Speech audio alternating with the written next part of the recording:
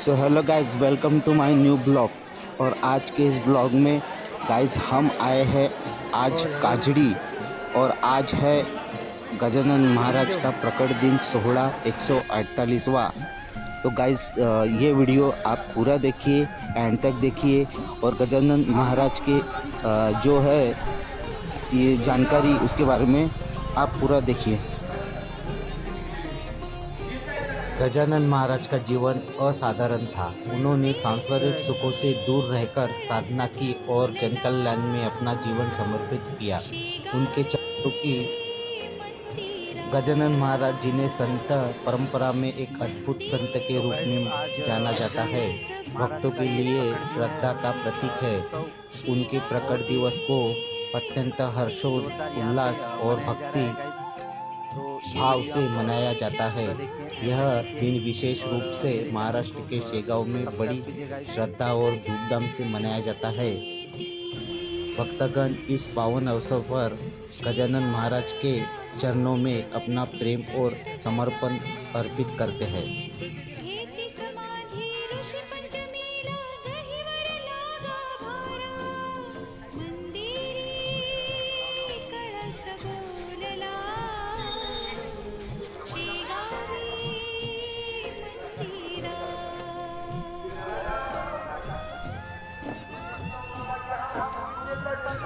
एक मिनट।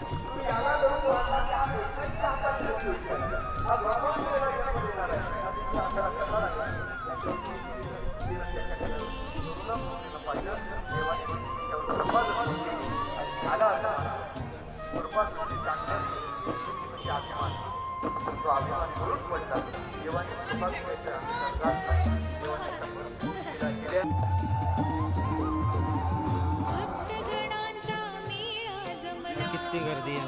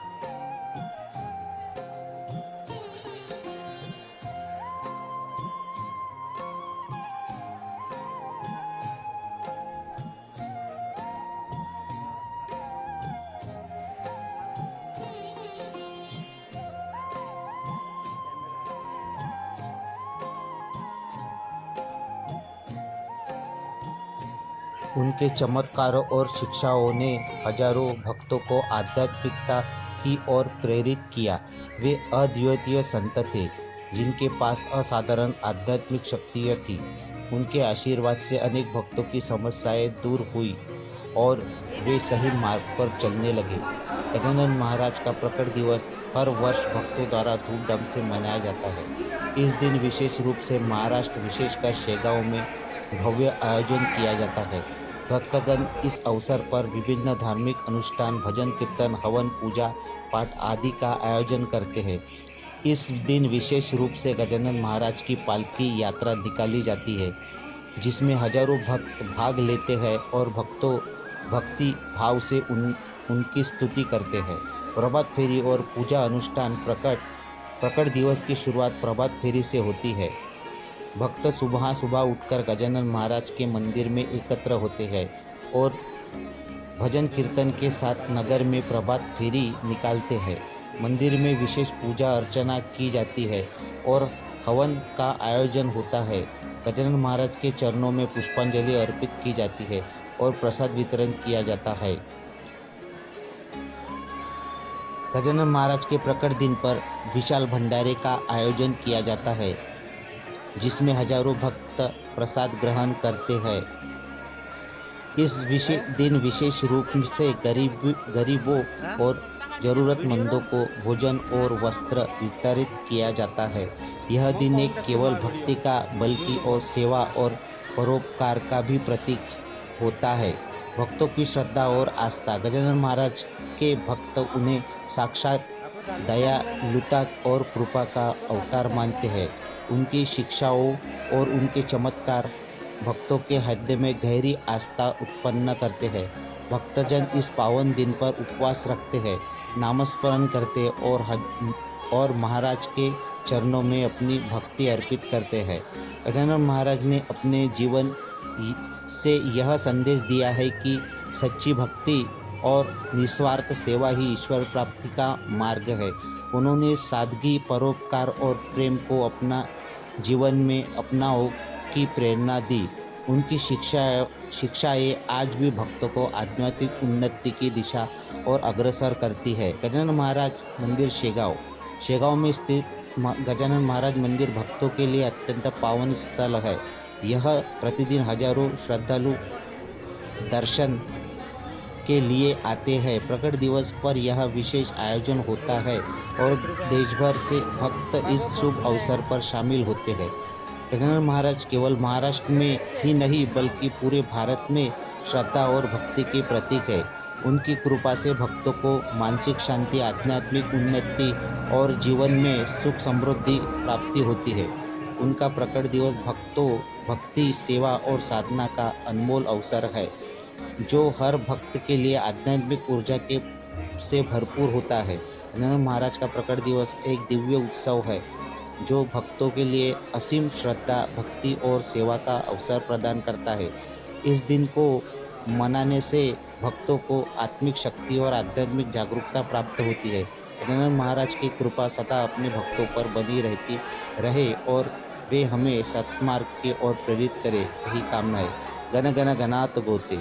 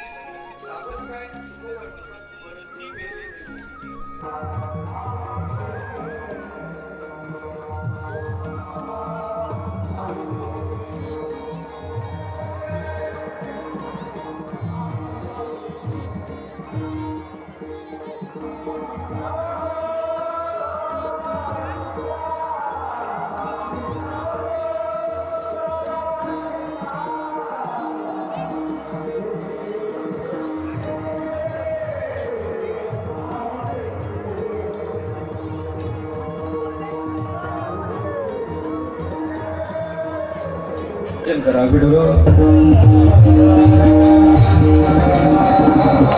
ऐका इकडे पहा उन्हाळ्याचे दिवस आहे एक पांथस्थ वाटून वाटे निघलेल्या ग्रीष्मात कापलेला सूर्य आहे त्या झाडावर राजहंस नावाचा पक्षी बसलेला होता त्याने पाहिलं कोणीतरी पांथस्थ बिचारा खाली बसलेला आहे सूर्याची तीव्र किरण त्याला ताप देत आहे अरे आपलं जीवन परोपकारी असलं पाहिजे दोन्ही पंख पसरले त्यांनी खाली बसलेल्या व्यक्तीच्या अंगावर सावली धरली सूर्याची तीव्र किरण त्याच्या पंखावर पडू लागले पंखाला चटके लागू लागले खाली बसलेला व्यक्ती गाढ हवेत सावलीत बसलेला आहे पण झालं काही वेळ निघून गेला दृष्ट परस्परीचा कावळा आला कावळा गेला तर त्याच छातीवर बसला पण कावळा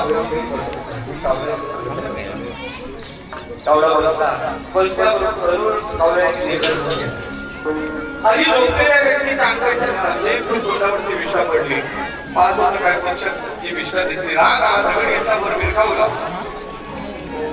कावळा सावला कावळा लगेच उडाला पण राजवंशाने पंख पुसून खाली सावली धरली होती वीर करत दगड आला राजवंशाच्या वर्मस्थानी दगड लागला रक्त बंबार राजवंश झाला खाली कोसळला आणि तडपून राजवंश प्राण झाला माझा राजवंशाला मरावं झाला